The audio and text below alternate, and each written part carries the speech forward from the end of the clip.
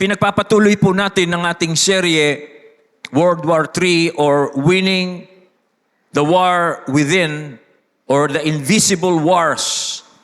At tayo po ay dumako na sa isang talata na gustong-gusto kong pag-aralan natin. Isa pong pasasalamat ko sa Diyos sa series na ito. Siguro ito ang pinakagusto kong series kasi marami po akong natututunan dito personally, ang aking spiritual life. Salamat po sa Diyos dahil sa pagkakataong bago ko ituro sa inyo, pag-aaralan ko muna at dahil po doon ay marami pong itinuturo sa akin ng Diyos, sa aking personal life. At nagsasabi po ako sa harapan ng Diyos, sa tulong ng Diyos, sa biyaya ng Diyos, sa aking pagtanda, paghina ng aking katawan ay gusto ko na bagamat nanghihina yung aking lupang katawan, ang aking espiritu ay patuloy na magiging malakas hanggang sa kunin ako ng Diyos. That is one commitment na ginagawa ko po ngayon sa tulong ng Diyos. Hindi po ako tulad siguro ng iba habang tumatanda, habang humihina yung kanilang katawan, ay humihina rin ang kanilang espiritu. Sabi ko sa Panginoon, ayoko po ng ganon. Gusto ko habang nanghihina yung katawan ko dahil ang katawang ito na bahay ng kasalanan ay mamamatay, manghihina, pero gusto ko po ang espiritu ko ay lalakas hanggang sa kunin na po ninyo ako. That is my commitment. At nawa ay ganun din po kayo na pagpapala kayo ditong series natin dito po sa ating pag-aaral. So, ngayong umaga, let's talk about freedom. Kalayaan. Ang freedom po ay isang napakahalagang bagay sa marami. Sa bansa, ipinaglalaban nila yung kanilang kalayaan. Sinasabi nga ng ating bansa ngayon, tayo ay isang sovereign state at hindi tayo dapat naalipin ninuman at hindi tayo paalipin na ninuman. Sa individual level, gayon din po mahalaga sa isang tao ang kalayaan. Sinasabi ng isang tao na ako, gusto kong mabuhay ako ng isang taong malaya. Nagagawa ko yung gusto ko, nagpaplano ako sa buhay ko at ayoko na walang nakikialam sa aking buhay. Now, ang tanong, meron hubang talagang kalayaan? Is there true freedom?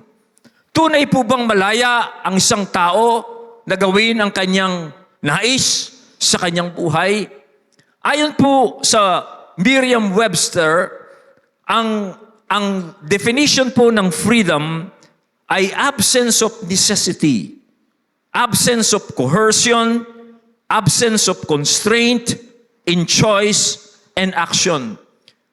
Ang freedom daw po ay walang hindi ka napupwersang gawin ng isang bagay, walang pumipilit sa iyong gawin mo ang isang bagay, that is freedom. Ang synonym words po ng freedom ayon kay Merriam-Webster, autonomy, independence, liberty, self-determination, self-governance. Ngayon, ang tanong ko po, is there real freedom? Totoo po ba ng isang tao magagawa niya ang kanyang nais at malaya siyang gawin ito? Ipaghalimbawa natin ang buhay. Halimbawa, ngayong mainit, isa po sa inyo ay nag-decide na bubili ng bagong air conditioning unit. Are you free to buy the unit, the aircon unit that you desire? I don't think so. You are limitado ka sa budget. Kasi siguro yung gusto mong bilhin to horsepower, it may cost you mga 60,000 siguro. But because you don't have that amount, you are limited.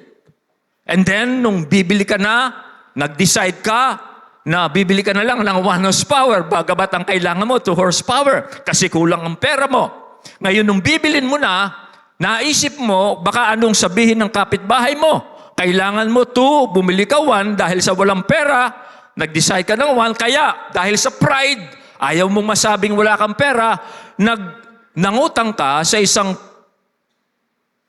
lending company. At dahil doon, nagkautang ka at hindi ka nabayaran, hindi mo mabayaran, kaya hindi natapos yung mga ilang araw, pinull out. Now, are you free? No, you're not.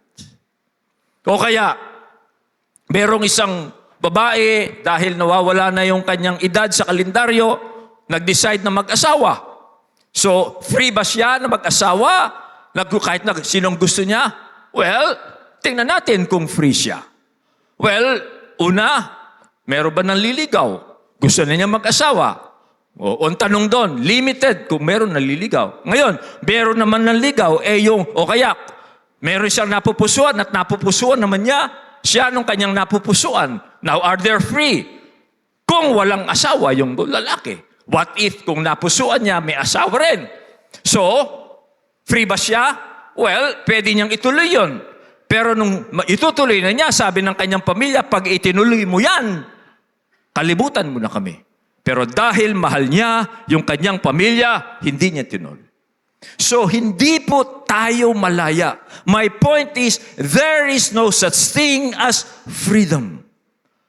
Meron pong pipigil sa atin without sa labas, at meron din pong pipigil sa atin sa ating damdamin sa loob. There is no real freedom in this world. I tell you, it's just an illusion. Now, from this passage, I want us to look at the Bible. The scripture po kasi, ang salita po kasi ng Diyos, yan ang nagpapakita sa atin ng totoong katotohanan. Totoo na katotohanan pa. The real reality. Yan po kasi, dyan kung gusto mong malaman ang buong katotohanan tungkol sa buhay, tungkol sa Diyos, tungkol sa iyong sarili, tungkol sa ibang tao, you have to look what the Bible is teaching us. Now, mula po sa talata, let us discuss what is real freedom. Ano po ba ang tunay na kalayaan? Pangalawa, tingnan natin, how can we achieve real freedom? At yung pong pangatlo, and when we are living real freedom, how can we maintain living in that freedom? Now, una po tingnan natin, what is true freedom? Okay? Una, true freedom is this. According to the Bible, true freedom is when Jesus Christ set us free. That is true freedom. Pag ikaw ay pinalaya ng Panginoong Jesucristo, yan po ang tunay na kalayaan. Sabi po sa verse 1, it is for freedom that Christ has set us free. Sabi po yan ni San Pablo. Still my mic, medyo maano pa. Okay. It is for freedom that Christ has set us free. Sabi po ng talata, stand firm then, and do not let yourselves be burdened again by a yoke of slavery. Doon sa verse 13, for you were called to freedom, brothers. Only do not use your freedom as an opportunity for the flesh, but through love, serve one another. Now, sabi po ni San Pablo, you are free. You are set free by Jesus Christ. Ang tanong, anong klaseng kalayaan tayo pinalaya ng Panginoong Jesucristo? Well, kung na-recap po ninyo o naiintindihan po ninyo, naunawaan ninyo yung pinag-aaralan natin for the past 2 weeks, dalawang bagay pong magkaugnay ang pagpapalaya ng Panginoong Jesucristo sa mga sumasampalataya sa Kanya. Yung una pong pagpapalaya ng Panginoon ay ito. Pinalaya tayo ng Panginoon doon sa demands of the law. Doon po sa hinihingi ng kautusan na hindi natin kayang ibigay. Wala po sa atin, wala po sa atin, wala sa tao na kaya niyang sundin ang hinihingi ng kautusan. At dahil po doon, tayo ay pinalaya ni Kristo doon sa demands of the law. Pangalawa, ay yung pong pinalaya tayo ng Panginoon doon sa batas, kautusan ng kasalanan at ng kamatayan. Itong pinag-aralan natin last week, na ang batas na umiiral sa isang tao na hindi tinutulungan ng banal na espiritu ay yung kautusan, law, power, influence of sin that leads him to death. At ang salita ng Diyos, ang kautusan po ng Diyos, siya ang nag-i-incite ng kasalanan sa katawan ng tao para labagin niya ang salita ng Diyos.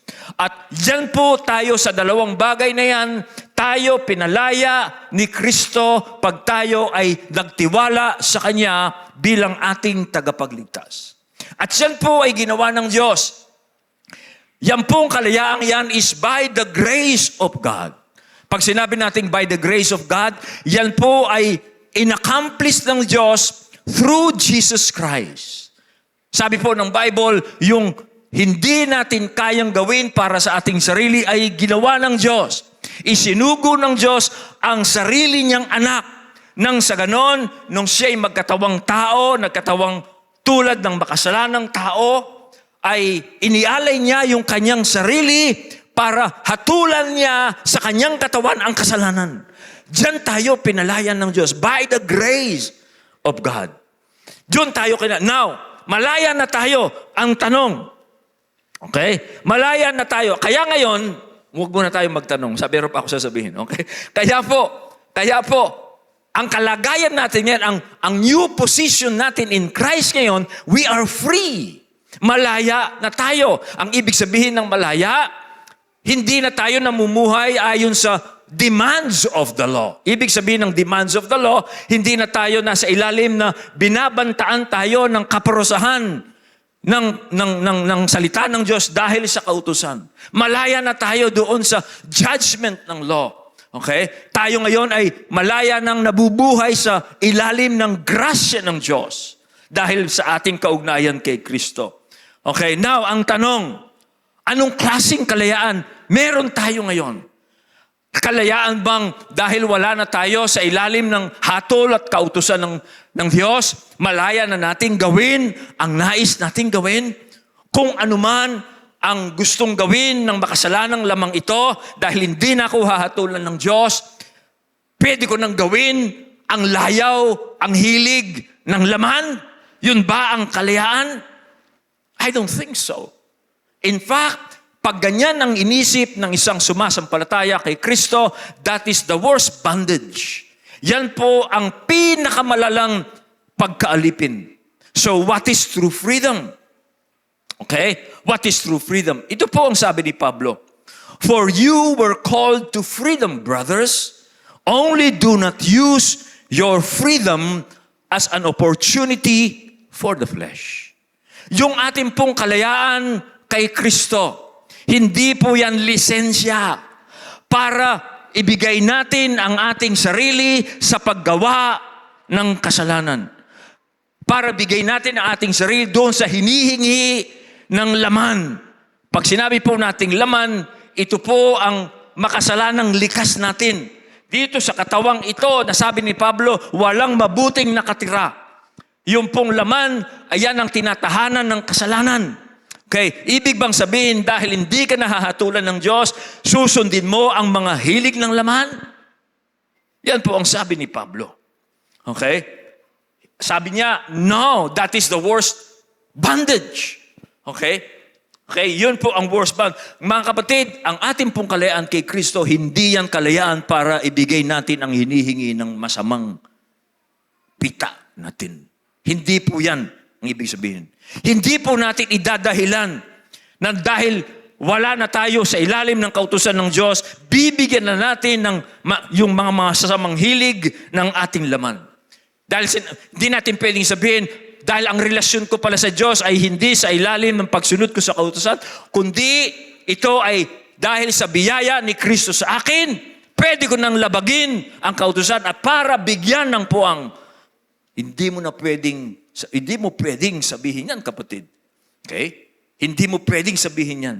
Now, sabi ni Pablo, you were called to freedom, but do not use your freedom as an opportunity for the flesh. Yung pong salitang an opportunity for the flesh, literally it means base of operations. Dahil wala ka na sa ilalim ng hatol ng Diyos, huwag mong gagamitin ang laman as your base of operations. Huwag mong idadahilan ang biyaya ng Diyos sa buhay mo, ang pagpapatawad ng Diyos sa buhay mo. Huwag mong idadahilan yan para bigyan mo ng puwang ang mga hilig ng laman. Your base of operations. Parang yun ang dadahilan mo para gumawa ka ng mga pita ng laman. Again, I said, that is the worst kind of bondage. Yan po ang pinakamalalang pagkaalipin na ginagamit ng isang tao ang biyaya ni Kristo para bigyang pagkakataon ang masasamang hilig ng laman. Sinasabi niya, patatawarin naman ako ng Diyos. Pwede ko nang gawin ito. Hindi na ako hinahatulan ng Diyos. Kaya pwede ko nang ibigay ang masamang hilig ng aking katawan. That is cheapening the grace. No? Nagiging mura ang grasya ng Diyos. Nagiging mura, walang halaga yung ibinayad ni Kristo doon sa krus. Okay?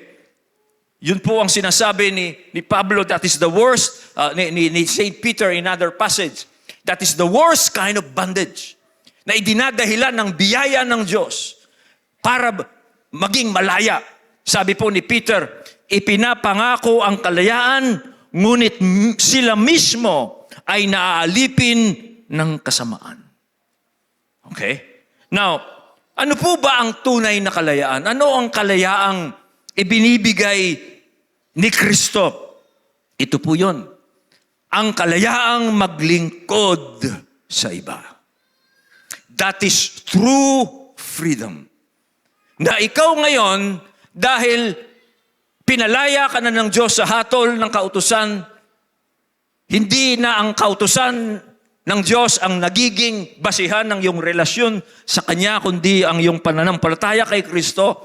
Ang kalayaang tunay na kalayaan ay ito. Hindi mo bibigyan ng puwang ang laman, kundi gagamitin mo ang iyong sarili para ikaw ay maglingkod sa iba. Gagamitin mo yung kalayaang tinamo mo para paglingkuran mo ang iba. Free to serve others with joy and with willingness. Yan po ang tunay na kalayaan. But, sabi po ni Pablo, but through love, serve one another. Do not use your freedom. Use it, sabi niya, to serve. Through love, you serve one another. Yung salitang serve po dyan is the word doulos. Servant. You are now a slave to serve. Then, dati, ikaw ay alipin ng kasalanan, alipin ng masasamang pita, sinusunod mo lang ang masasamang pita, sarili lang ang niisip mo. Ngayon, you are now free. But you are not really free. You are now a slave to serve others. Yan po ang tunay na kalayaan. Yan po ang kalayaang yan po ang slavery na makapagpapalaya. Okay? By the way, yung title po natin, Real Freedom, The Fight of the Spirit and the Flesh. Sana habang nakikinig kayo sa akin, maintindihan nyo kung ano ang ibig kong sabihin dyan. In the end, I want you to get this. Because there are two forces na naglalaban po sa buhay ng isang mananampalataya. The Spirit and the Flesh. At yung dalawang yan, they are promising freedom. But to get free, doon sa pinapangako ng Spirit at the Flesh, kailangan mong magpasailalim. Doon sa dalawang yan, either in the Spirit or in the Flesh. Pero ito pong sinasabi natin dito, yung malaya ka na para maglingkod sa iba, yun ang tunay na kalayaan. That is the slavery that liberates. Why? Bakit po yung kalayaang, yung pagkaaliping yan ang nagpapalaya? Kasi maglilingkod ka na ngayon dahil sa ang nagudyok nito sa iyo ay pag-ibig. Pag-ibig dahil sa iyong pananampalataya sa Diyos. Kaya ikaw ay malaya ng maglingkod ngayon na dati iniisip mo lang ang iyong sarili, pero dahil pinalaya ka na ni Kristo, maglilingkod ka na ngayon, udyok ng pag-ibig, at ang pag-ibig na yun ay bunga ng iyong pananampalataya kay Kristo. Kaya ka umiibig dahil alam mong inibig ka ng Diyos kay Kristo. Kaya ang iyong pananampalataya kay Kristo ang mag-uudyok niyan para ibigin mo rin ang iyong kapwa at maipapakita mo ang tunay mong pag-ibig sa pamamagitan ng paglilingkod sa kanila. Kaya tanong ko sa iyo, are you free or a slave? If you are free in Christ, you show it by serving others. Motivated by love and faith. But other people, yung ibang tao, they say, I am free, but they are obeying the flesh. That is bondage. Yan po that is bondage. Now, kung kayo po ay malayang naglilingkod, nakapaglilingkod kayo sa ibang tao, na fulfill nyo ang law. Yung hinihingi ng batas, yung batas ng Diyos, na tutupad ninyo pag malaya po kayong naglilingkod sa ibang tao dahil sa pag-ibig nyo sa Diyos, dahil sa pananampalataya nyo kay Kristo, kayo po ay nakakatupad sa utos po ng Diyos. Sabi po ni Paul sa verse 14, for the whole law is fulfilled in one word, you shall love your neighbor as yourself. Natutupad natin yan. Pag naglilingkod tayo, sa ating kapatid, primarily, naglilingkod tayo sa ibang tao, natutupad natin yan. Now, pansinin nyo, hindi ka na selfish. Hindi ang sarili mo lamang ang iyong iniisip, kundi umiibig ka rin sa iba. At dahil ganun ang nangyayari, natutupad mo ang dakilang kautusan na ito ng ating Panginoon. Now, I ask you, are you free or are you a slave? Pero sa mga na kay Kristo po, mga kapatid, tayo'y malaya na. Malaya na nating paglingkuran ng Diyos dahil alam nating inibig niya tayo kay Kristo. At dahil sa ating pananampalataya kay Kristo, yun ang nag-uudyok sa ating maglingkod tayo. Malaya na tayo to obey God, to serve others. Hindi dahil sa mga makasariling hangarin natin. It is pure love ang nagmo-motivate sa atin. At yan po ang heritage ng mga Christians. Yan po ang minana natin, ibinibigay sa atin ng Diyos. So, let's go to the next point. How then will we enjoy this freedom?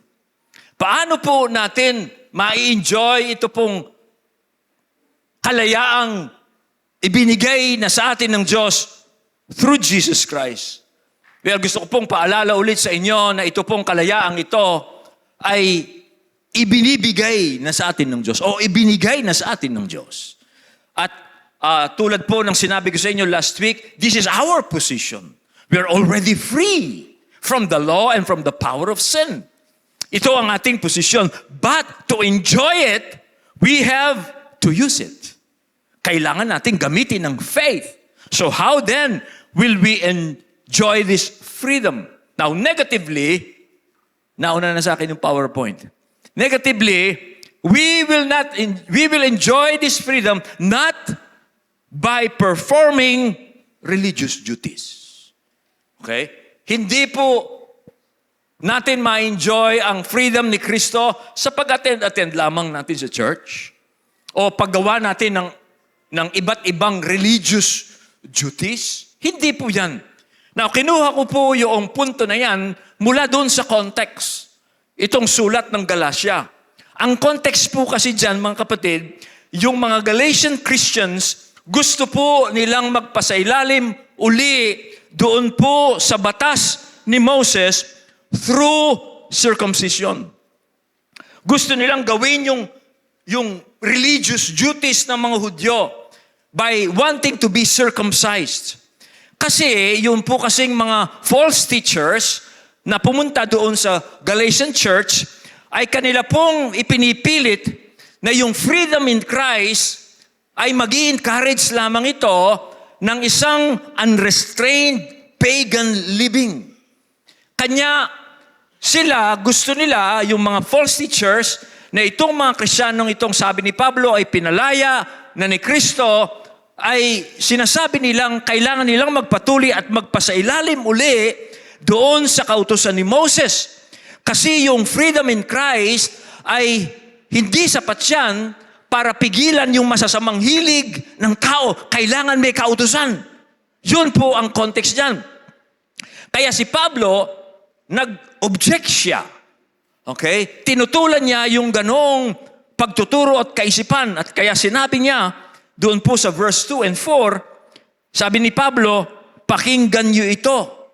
Akong mismong si Pablo ang nagsasabi sa inyo, kung kayo'y patutuli, mawawalan ng kabuluhan sa inyo si Kristo. Kayong mga nagnanais na ituring na matuwid sa pamamagitan ng kautusan, na palayo na kayo kay Kristo at nawalay na kayo mula sa kanyang biyaya. Tinutulan ni Pablo. Kasi yung pagpapasalalim nila sa mga religious duties ng mga Hudyo ay sa halip na ma-enjoy nila yung freedom, they will lose the freedom. Magpapasailalim ulit sila sa pagkaalipin. Okay? Ang punto po dito mga kapatid ay ito. Being religious. Ibig sabihin ng religious, yung pag-perform lamang po ng outside performances, pag-perform lamang ng outside religious duties, hindi po yan nakakapigil doon sa masasamang nais ng laman. Yung paggawa ng religious duties, hindi yan nakakapigil doon sa masamang hilig ng laman. Madali pong makita yan. Tingnan po ninyo yung mga nagsisimba. Huwag na nating sabihin yung mga Katoliko. Pagkatapos nilang magsimba, walang nagbabago sa kanila. Bumabalik din sila sa kasalanan nila. Kaya yung korupsyon sa Pilipinas, bakit hindi natitigil yan? Nagsisimba naman ang karamihan ng mga politicians. Ang totoo po, yung pagganap ng mga religious duties, gaano ka man ka-religious, hindi yan napipigilan ang masasamang hilig ng laman. Tingnan nyo na lang, nagpipinitensya. Okay? Yun ang worst form na talagang pag-perform ng religious duties kasi ginagaya daw nila ang Panginoong Kristo. Kaya magpapadugo sila o magpapapako sila sa krus. Anong ginagawa nila matapos nilang gawin yan? Balik sa inuman. Okay?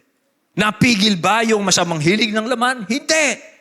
Kasi just performing religious duties will not set in motion the freedom we have in Christ. Okay? Kaya sabi ni Apostol Pablo doon sa Colossus 2:23, sabi niya, tungkol po sa pag-perform ng religious duties at pagpapakahirap sa katawan. Kasi ang isip nila, pahihirapan nila yung katawan para mapigilan nila yung katawang ito sa masasamang hilig nito. Ito ang sabi niya sa Colossus. Sa biglang tingin, sabi ni Pablo, sa biglang tingin, tila nga makakabuti ang ganoong uri ng pagsamba at ang ganoong pagpapakumbaba at pagpapahirap sa sariling katawan. Ngunit ang mga ito ay hindi makakapigil sa hilig ng laman. Kahit na ipako mo ang iyong sarili sa krus, nakapako ka doon, ang iniisip mo, masama pa rin. Hanggat hindi ka pinapalaya ni Kristo. Kaya pag merong isang taong gusto niyang lumaya sa kanyang masasamang hilig, masasamang isip, masasamang ugali, hindi mo pwedeng i-stapler ang iyong bibig. Hindi mo pwedeng i-turn off ang iyong isip. You cannot do that. Only Christ. Si Kristo lamang. Sa pamamagitan lamang ni Kristo. Nang ialay ni Kristo yung kanyang sarili sa krus bilang alay sa kasalanan, pinatay ni Kristo yung kapangyarihan ng kasalanan. Yan lamang ang magpapalaya sa isang tao. Isang halimbawa pa po diyan ay yung mga Galatian Christians. Itong mga tinutukoy nating mga Kristiyano dito sa Galatia, nagnanais silang magpasailalim sa kautusan ni Moses, pero ano po ang nangyayari sa kanila? Nagkakagatan. Nagkakaalitan. Kaya binalaan sila ni Pablo. Sabi niya, huwag kayong magkakagatan at huwag kayong magsasakamalan, baka mag-uubusan kayo. Religious duties will not carve the sinful desire of the flesh. just coming to church. Okay? Kaya po gusto ko yung series nito, kaya burden ko po na ituro sa inyo ang series nito. Kasi gusto ko po na hindi lang kayo spiritual pag Sunday. Bilang inyo pong pastor, mga kapatid, alam nyo, asang iniisip ko, how are you living during the week? Dito spiritual kayo, nakinig kayo ng salita ng Diyos, pero paano kayo nabubuhay from Monday to Saturday? Anong sinusunod nyo? Sinusunod ba ninyo ang kautusan ng Diyos? O sinusunod nyo, babalik kayo sa hilig ng laman? Kasi just coming on Sunday, do maganda ang pumunta sa Sunday kasi naririnig nyo ang salita ng Diyos. Hindi kayo pwedeng pumunta sa mall, ipipreach nyo, nagsha-shopping kayo, salita ng Diyos ang minimit. No, you can't do that. It's only in the church. Diyan kayo pinapaalalahanan ng mga spiritual na bagay. Okay? Kaya mahalaga na pumunta ka sa church kasi pinapaunawa, pinapaalala sa atin yung ginawa ng Diyos kay Kristo, ang biyaya ng Diyos. Yan ang dahilan. Kanya po ako, yan ang po ang gusto kong i-share sa inyo. Yung pagpunta sa church, hindi po enough yan. Mamaya pakikita ko sa inyo kung bakit, ano po ang gagawin natin. So negatively, not by performing religious duties. Positively, ay ito. To enjoy Christ's freedom, ito ang sabi ni Pablo. But I say, walk by the Spirit, and you will not gratify the desires of the flesh. Okay? Walk by the Spirit. That's how you enjoy Christ's freedom. Lumakad sa Espiritu. Now, pansinin po ninyo, yung desires po ng flesh, siyon po ang nagpapaalipin sa tao. Yung mga masasamang hilig ng laman, yan po ang nag-aalipin po sa isang tao. Now, para lumaya ang isang tao, particularly ang isang Kristiyano, doon po sa pang-aalipin ng laman, kailangan niyang gawin yung sinabi sa verse 16.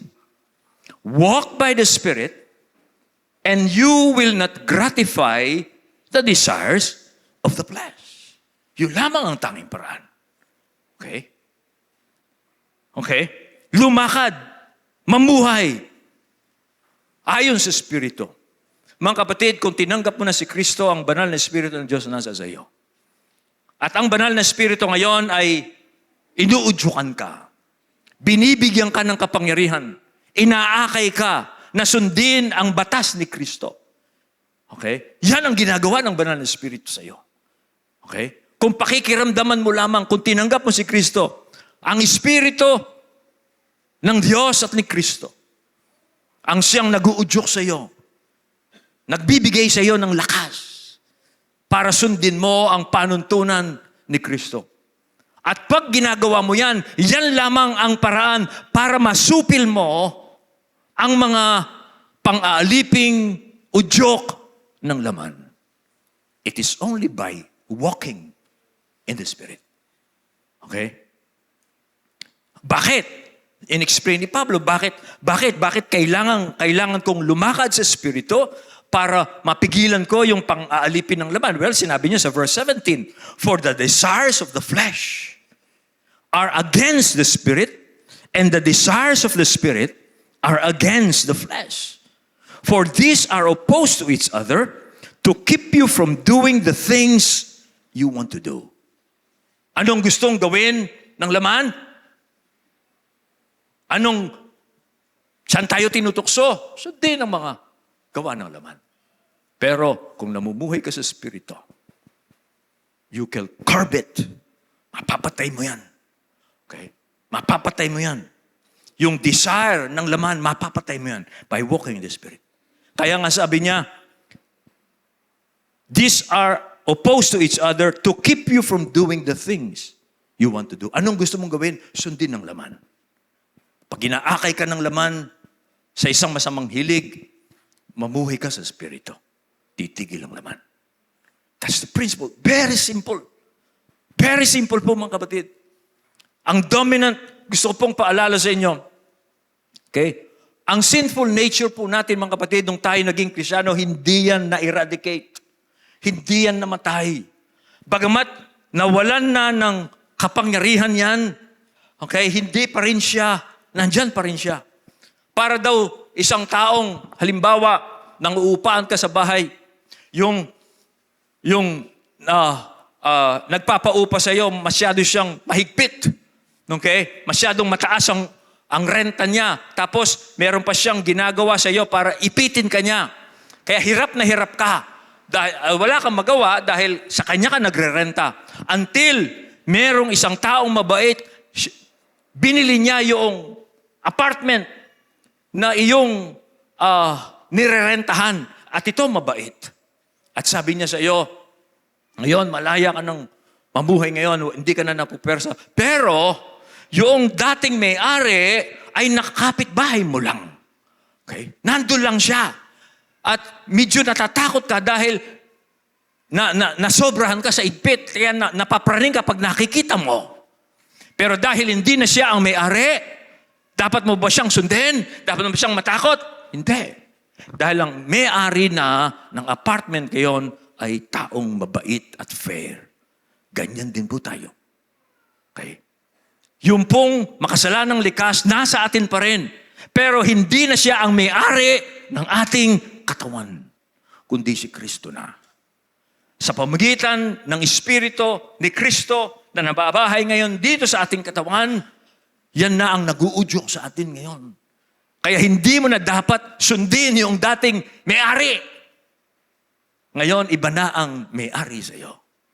Si Kristo na. Yan po ang sinasabi ng talata. At ano ang dominant power? Yung bang pita ng laman? No. Hindi yan ang dominant power ngayon. Maraming mga Kristiyano laliling lang dito. Pastor, hindi ko mapigilan yung aking sarili. Nung nandun ako, hindi ko mapigilan yung paa ko. Pumupunta doon talaga eh. Yung mata ko talagang hindi ko mapigilan. Hindi totoo yan. That is a lie. Ang dominant power ngayon, hindi yung kasalanan. Tandaan mo, yung ginawa ni Kristo sa iyo, doon sa krus, mas makapangyarihan yon sa anumang pwersa ng kasalanan. Anumang pwersa ng kasamaan. Yung pong ginawa ni Kristo. Kaya ang dominant power natin sa atin ngayon is the law of the Spirit of life. Yan ang blessing ko actually. Minsan, nag-i-struggle din ako. Bakit hindi ko mapigilan yung aking isip? Bakit hindi ko mapigilan yung aking ganito-ganito? Hanggang sa malaman ko, pinalaya na ako ni Kristo. The law of sin and death. By the law of the Spirit of life in Christ Jesus. Kaya ang dominant power po sa atin ngayon ay yung pong kapangyarihan ni Kristo, hindi na yung laman. Now, pansinin po ninyo, ang pamumuhay ayon sa Espiritu, ito po ang tunay na kalayaan. Pag tayo po ay namumuhay ayon sa Espiritu, ito po ang tunay na kalayaan. Okay? Gusto ko pong ipaalala sa inyo, baka hindi pa po ninyo alam to, ang kautusan po ay ibinigay hindi para sa mga mabubuting tao. Yung kautusan po ay ibinigay yan para sa mga masasamang tao. Kaya pag ikaw ay namumuhay ayon sa Espiritu, sabi ni Pablo, you are not under the law. Wala ka na sa ilalim ng batas. Bakit? Kasi ginagawa mo na ang isang bagay na mabuti. Basahin ko yung talata sa inyo. Sa 1 Timothy 1:9-10. Ang kautusan ay hindi ginawa para sa taong matuwid, kundi para sa mga walang kinikilalang batas. At mapaghimagsik para sa mga masasama at sa mga makasalanan, para sa mga hindi banal at lapastangan, para sa mga pumapatay sa ama at sa ina, para sa mga mamamatay tao, para sa mga mapakiapid, para sa mga nakikipagtalik sa kapwa lalaki o kapwa babae, para sa mga nagbebenta ng alipin, that is human trafficking, para sa mga sinungaling, para sa mga mandaraya, at kung may iba pang bagay na salungat sa mahusay na aral. Yan daw po ang dahilan kung bakit ibinigay ang batas. Para doon sa masasamang yan. Kaya nais mo bang mabuhay ng malaya? Kung ikaw ay na kay Kristo, malaya ka na. Okay? Now, gusto mo pang ma-enjoy yung kalayaan na wala kang kinatatakutan? Gumawa ka ng mabuti. Sundin mo ang udyok ng banal na Espiritu. Mamubuhay kang malaya. Hindi ka natatakot. Hindi ka matatakot sa sinasabi ng tao. Hindi ka matatakot sa pagbabanta ng batas. Kasi ginagawa mo na yung mabuti. Kaya naman, ibinigay yung kautusan yan kasi maraming masasama. At pag wala kang ginawang binigay na batas, mamimihasa yung masasama. Ngayon, kung ikaw ay gumagawa na ng mabuti, anong dapat mong ikatakot? Magiging malaya ka. Okay? Yan ang tunay ng kalayaan, mga kapatid. Okay? Gawin mo yung mabuti sa kapurihan ng Diyos. Paglingkuran mo ang Diyos. Katakutan mo ang Diyos. Gawin mo ang kanyang iniutos at ikaw ay matunay na magiging malaya. Okay? Hindi ka na matatakot sa anumang pagbabanta ng batas. Naalala ko, ngayon, dadaan ako sa Apalitan, talagang bold ako. Pero nung nagda-drugs ako, lalakod ako sa crossing na yan, kinakabahan ako kasi sa brief ko, merong isang guhit na marijuana. Kinakabahan ako kasi alam ko nilalabag ko yung batas Pero ngayon, ginagawa ko na yung mabuti. Hindi ako natatakot sa mga alagad ng batas. Ganyan ang sinasabi ng Bible. Gusto mo mamuhay ng malaya? Kumuha ka ng mabuti. Okay? Huwag mong lalabagin ang batas. Yun tamang batas. Okay? Okay? At ikaw, sabi nga ng Bible, pararangalan ka pa ng manamamahala. Kanya po, mga kapatid, yan po ang tunay na kalayaan. Pagsunod sa Espiritu, udyok ng Espiritu, huwag susundin ang mga pita ng laman. Now, para po malaman natin kung tayo po o ang isang tao ay namumuhay ayon sa laman o ayon sa Espiritu, si Pablo po ay nabigay ng lists. Listahan po para malaman natin kung tayo nga ba ay namumuhay sa kalayaan ng Espiritu o sa pang-aalipin ng laman. Kaya ito pong pangatlong punto natin ay kinontras po ni Pablo yung mga gawa ng laman at ang bunga ng Espiritu. Now, tingnan natin po, hapyawan lang natin ito para ma-identify lang ninyo kung ano ang mga gawa ng laman. Una, sabi po ni Pablo, ang mga gawa ng laman, the works of the flesh are evident.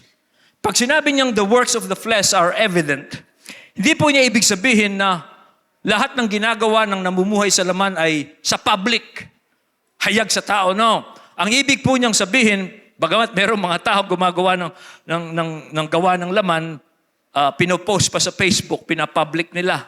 No. Pero hindi yun ang ibig niyang sabihin. Ang ibig niyang sabihin, hindi ka magkakamali na ang isang gawa ay galing sa laman. Kaya evidence yan. Pag nakita mo yan, siyak mo, sigurado ka, yan ay nag-originate yan, galing yan sa laman. Now, binanggit po ni Pablo ito, actually, nung nilist po ni San Pablo ito, wala siyang category. Pero for the sake of understanding, ay niligyan natin ng subcategories.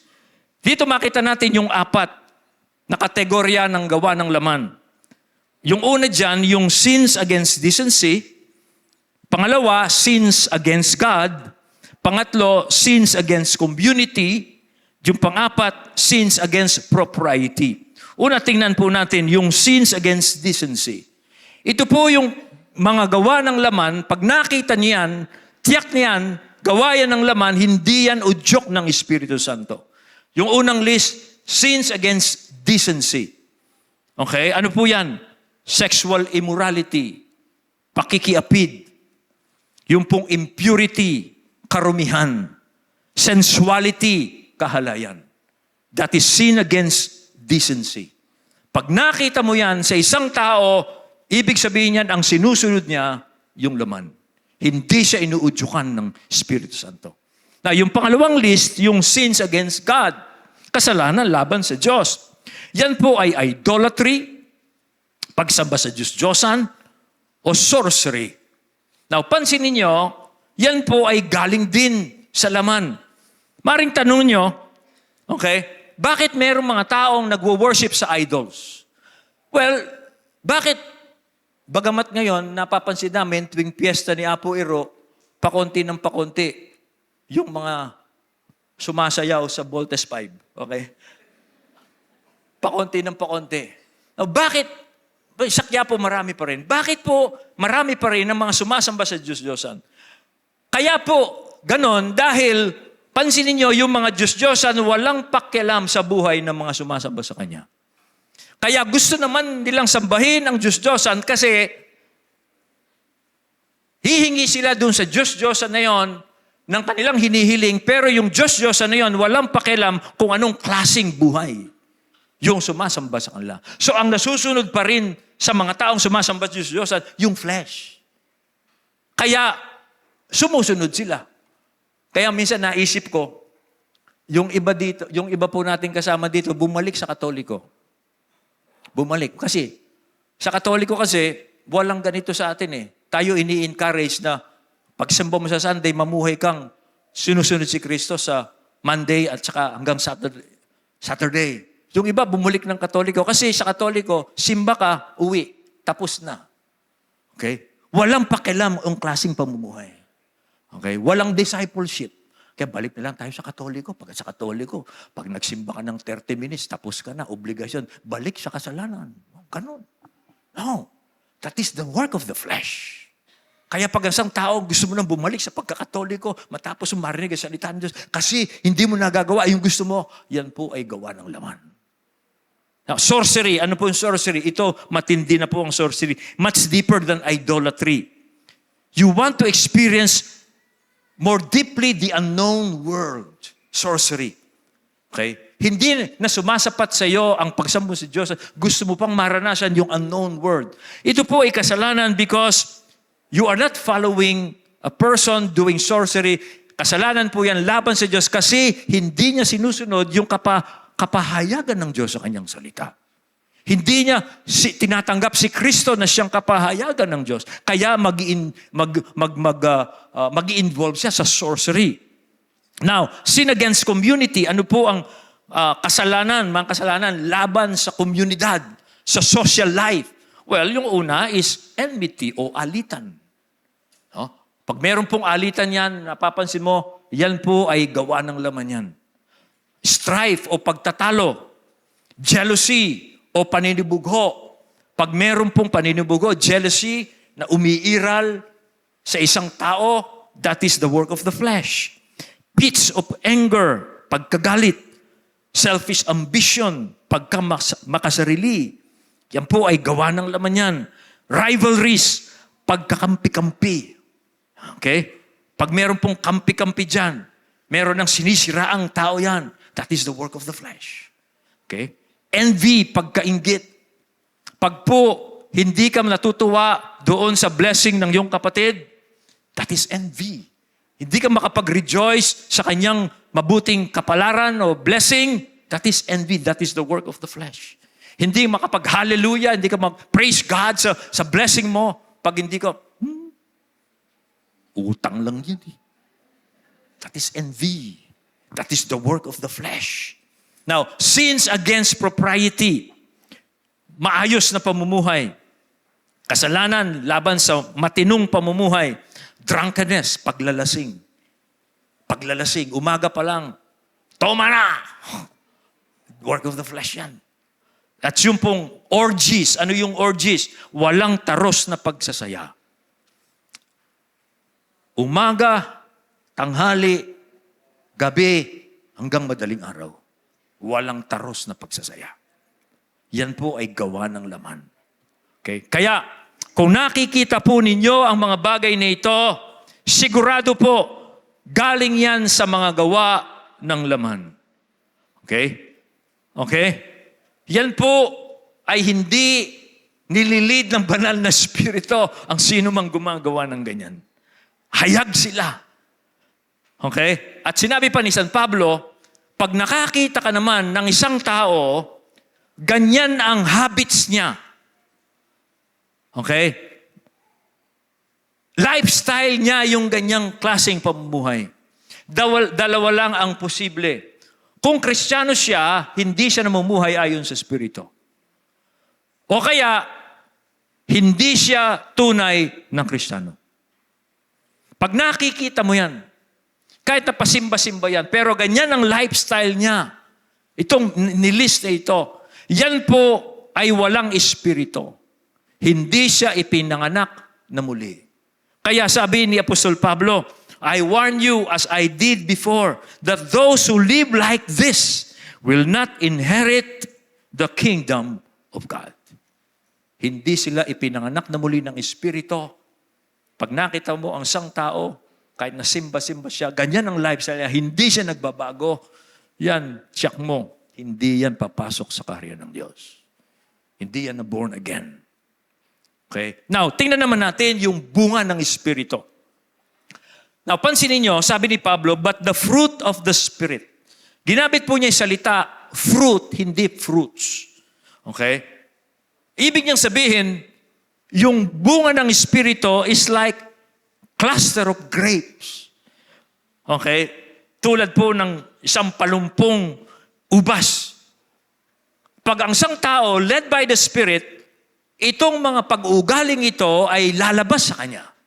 Okay? Hindi yan hati-hati. Kundi itong 9 qualities na ito, pag ang isang tao, ang isang Kristiyano, ay pinangungunahan na mumuhay ayon sa Espiritu, lalabas lahat ang 9 qualities na ito. Okay? Okay, now, tingnan natin. Again, si Pablo hindi niya kinategorize, pero for the sake of learning, we want to categorize it. Una, in relation to God, ito ang bunga ng Espiritu. Love, joy, peace. In relation to God. Okay? Lalabas ang pag-ibig dahil alam mo, naintindihan mo, mahal ka ng Diyos, minahal ka ng Diyos kay Kristo. Kaya madali mong ibigay yung pag-ibig niyon. Kaya love ang una dyan. Pangalawa, joy. Kagalakan. Kagalakan po iba sa happiness. Okay, iba sa happiness. Kasi yung kagalakan internal. Meron kang kagalakan dahil alam mo, tinanggap ka ng Diyos. Wala ka na sa ilalim ng hatol ng Diyos. Kaya nagagalak ka kahit na wala kang pera.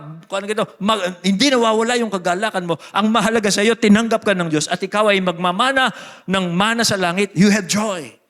And then may peace. Kapayapaan ka sa iyong kalooban kasi alam mong tinanggap ka ng Diyos sa pamamagitan ni Kristo. Kaya panatag ang iyong kalooban. Hindi ka natatakot sa hatol ng Diyos. So you have peace. Okay? And then in relation to others, merong patience, kindness, goodness. Now in relation to self, faithfulness, gentleness, self-control. Yung pong salitang faithfulness, dyan ibig sabihin you're reliable. Napagtitiwalaan ka ngayon. Okay? Sa isang bagay, pag sinabi mo isang bagay, pinangako mo isang bagay sa ibang tao, sa ibang tao particularly, you are reliable. You're faithful. Tapat ka sa Diyos. Yan ay bunga ng Espiritu. Gentleness. Ano yung gentleness? It is, meron kang control sa sarili. Okay? You can control yourself. Sabi po ng isang nabasa ko, you are always angry at the right time, never angry at the wrong time. You're gentle.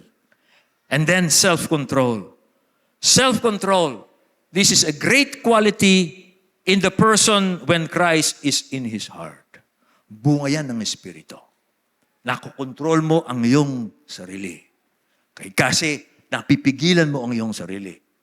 Okay, hindi totoo yung pag nalilid ka ng Holy Spirit, you cannot control yourself. The fruit of the Spirit is self-control. Kaya pansinin po ninyo dito, yung mga nililid ng banal na Espiritu ay nakikita sa kanilang pag-uugali, sa kanilang conduct. Hindi po dun sa mga ecstatic behaviors. Di ba meron tayong minsan na nakikita, napuspus daw sila ng Espiritu Santo at kung ano-ano ang ginagawa nila. No, nakikita yan sa kanilang behavior. Hindi doon sa nag-iba yung boses, pagulong-gulong, tapos naglalaway. That is not the fruit of the Holy Spirit. Ang taong pinangungunahan, pospos ng banal na Espiritu, nakikita yan sa pag-uugali, sa kanyang pamumuhay. Okay, pag merong lumapit sa'yo, nag-speaking tongues ka ba? Ano yun? Hindi ka papuspos ng banal na Espiritu.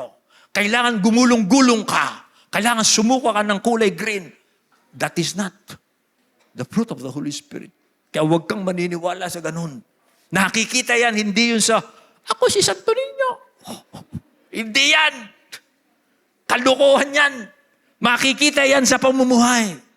Okay? Yung mga ugali ni Kristo, ang makikita sa iyo kasi yung Espiritu ni Kristo ang nasa sa iyo. Yan ang bunga ng Espiritu Santo. Kaya, sabi po ni Pablo dito, this is living in freedom. Yung fruit of the Spirit. Pag namumuhay ka ayon sa Espiritu, itong siyam na ito ay lalabas sa iyo. This is real freedom. Kaya sabi ni Pablo, against such things, there is no law. Eh, bakit ka nga pala ibabawalan? Umiibig ka lang. Bakit ka magbabawalan? Kasi mabait ka lang. Bawal ang mabait dito, Pero mang ganon. Ipagbawal na natin, simula ngayon, yung umibig. Kulo yan. No? Against such thing, there is no law. Wala kang dapat katakutan pag namumuhay ka ayon sa Espiritu. Tinatanggap ka ng Diyos, yun ang mahalaga. At siyempre, nagigiliwan sa iyo yung mga tao sa paligid mo. Because of this, against such things, there is no law. Kaya nga sabi pa ni Apostol San Pablo, where the Spirit of the Lord is, there is liberty. This is true living in freedom. Now, to conclude this. Now, mga kapatid, i-check po ninyo mga sarili nyo, mga kapatid. I-test nyo ang inyong sarili. Ano bang nasusunod sa inyo? Sinong sinusunod nyo? Subukin ninyo ang inyong sarili. Okay? Tingnan po ninyo ang inyong sarili tungkol sa pinag-uusapan natin ito.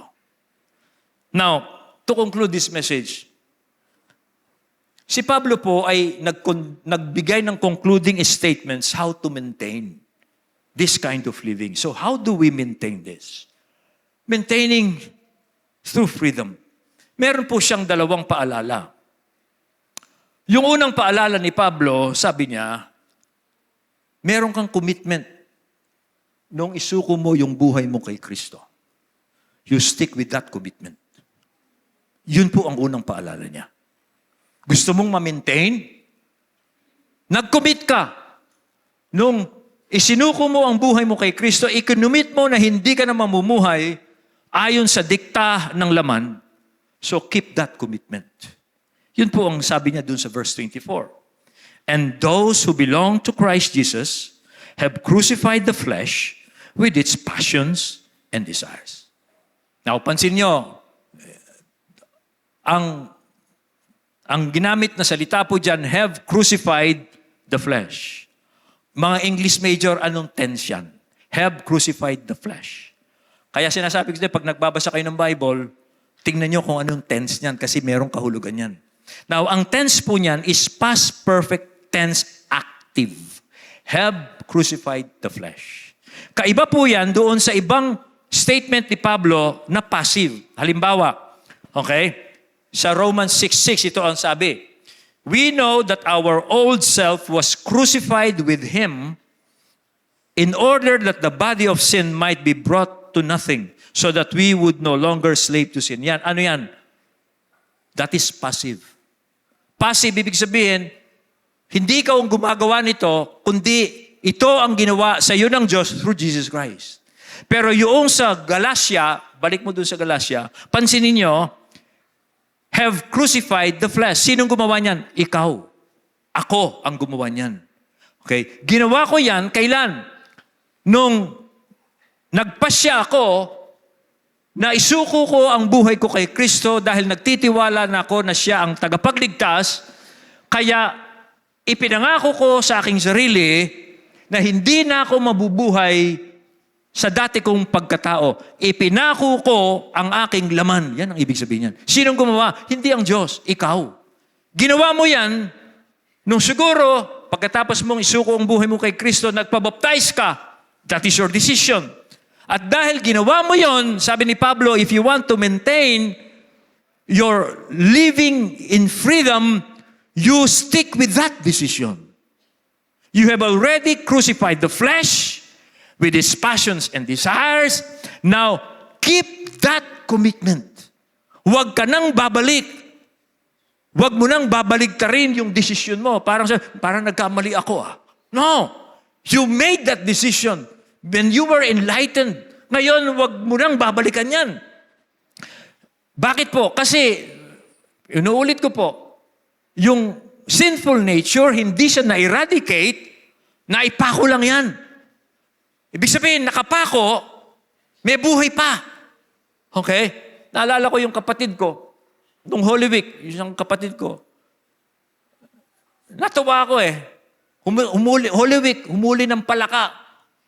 Pinako niya sa krus. Yung palaka. Yung pobreng palaka. Buhay. Gaganon yung palaka. Ngayon ko naisip, ganyan. Tayo nung tanggapin natin si Kristo. Ipinako natin yung dating pagkatao, yung lumang pagkatao, pero buhay. Kaya anong gagawin natin? Keep the commitment.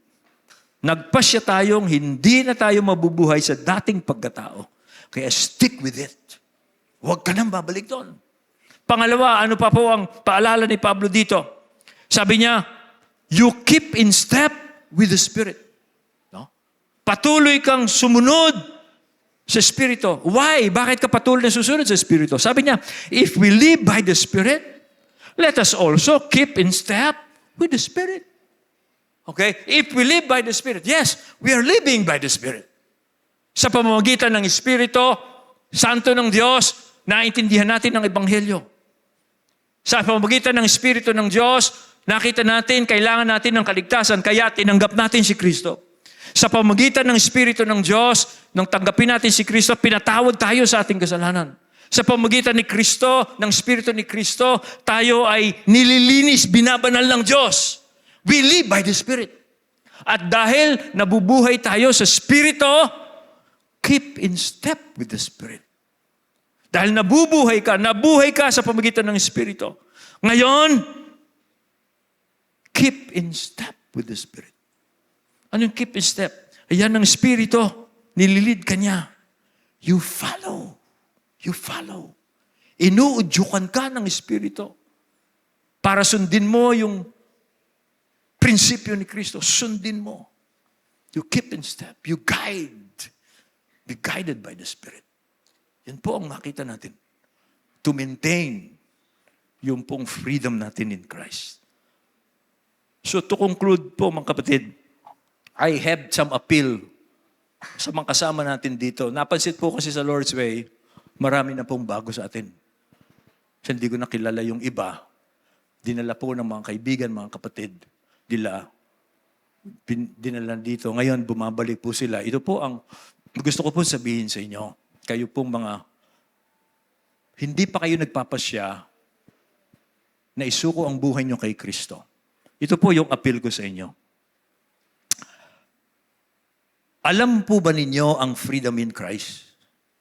Do you know the freedom in Christ that most of us here are experiencing? Karamihan po sa amin dito, alam namin by experience yung freedom in Christ. Kami po ay hindi na takot sa hatol ng Diyos. Kami po ay hindi na alipin ng kasalanan, bagamat kami nagkakasala, pero hindi yon ang dominant principle ng life namin.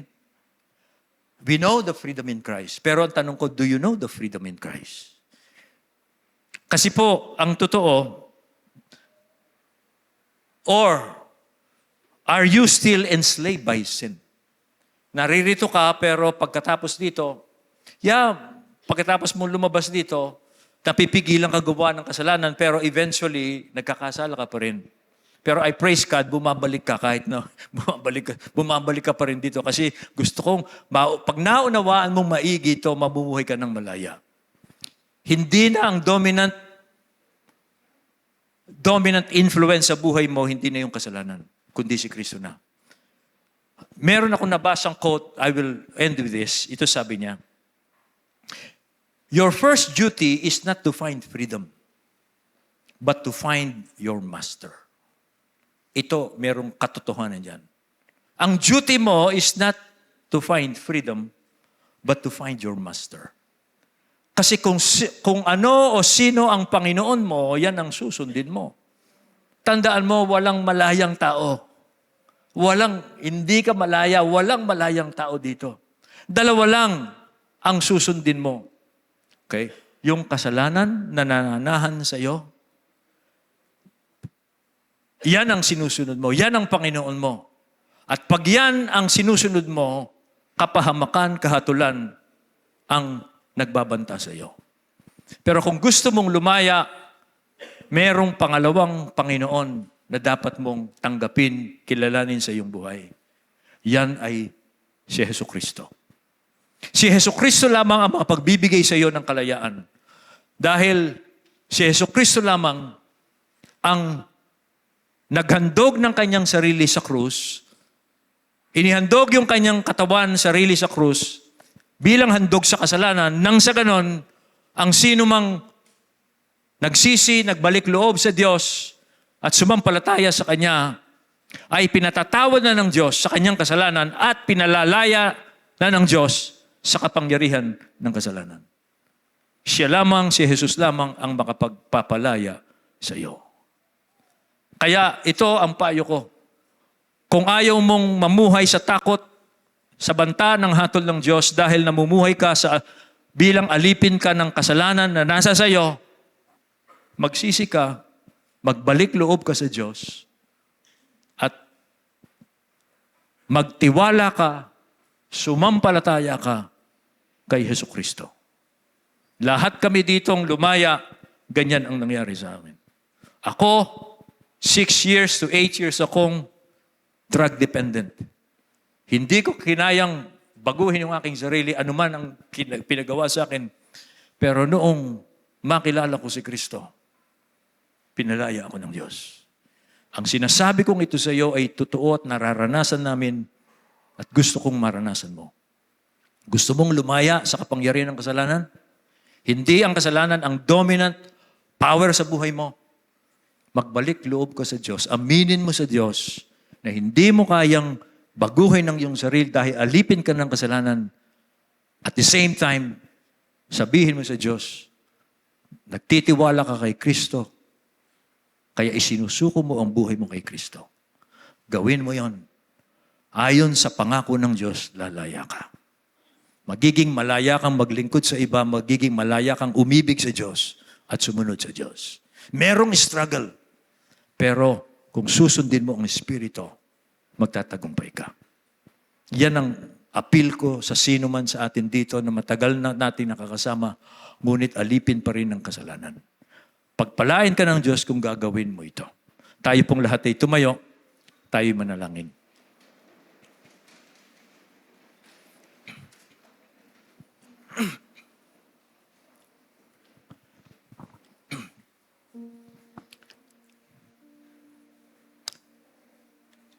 Kapurihan po ang sumainyo at pasasalamat.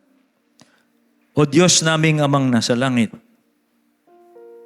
dahil ang hindi namin kayang gawin para sa aming sarili, kayo na po ang gumawa nang isugo nyo ang sarili ninyong anak, nagkatawang tao, nag-anyo ng isang makasalanang katawan, bagamat hindi nagkasala. Inialay ang sarili upang hatulan ng kasalanan. Salamat po sa pamamagitan ng kanyang pag-aalay, pinalalayan mo kami. Ngayon ay malaya na kami sa hatol ng kautusan, sa hatol ng Diyos, dahil nasa ilalim na kami ng biyaya ni Kristo. At ang Espiritu na ni Kristo, Espiritu na ng Diyos, ang siyang nananahan sa amin, umuudyok, pinalalakas, para masunod namin ng mabuting kalooban salita ng Diyos. Panalangin ko po, O Diyos, ipamuhay namin ang aming pananampalataya. Ang aming kalagayan kay Kristo, ang aming posisyon kay Kristo. Patawarin niyo kami sa daya ng kasalanan, sa daya ng dyablo, na kami ay nasa ilalim pa rin ng kasalanan. O Diyos, ngayong 3 linggong ito, patuloy niyong pinapaalala sa amin na kami ngayon ay wala na sa ilalim ng kapangyarihan ng kasalanan, kundi malaya na kami sa pamamagitan ng Espiritu ng buhay ni Kristo nasa sa amin. Pinapanalangin ko po ang aking mga kapatid sa mga darating na araw, patuloy naming ipamuhay ang katotohanan nito. Nang sa ganun, maparangalan ka namin sa aming mga buhay. Ipinapanalangin din po namin ng sino man sa amin ngayon na alipin pa ng kasalanan. Tulungan mo siyang lumapit sa Diyos, sumampalataya kay Kristo. Nang sa ganun, maranasan niya ang tunay na kalayaan. Salamat po, O Diyos, sa pangalan ni Jesus.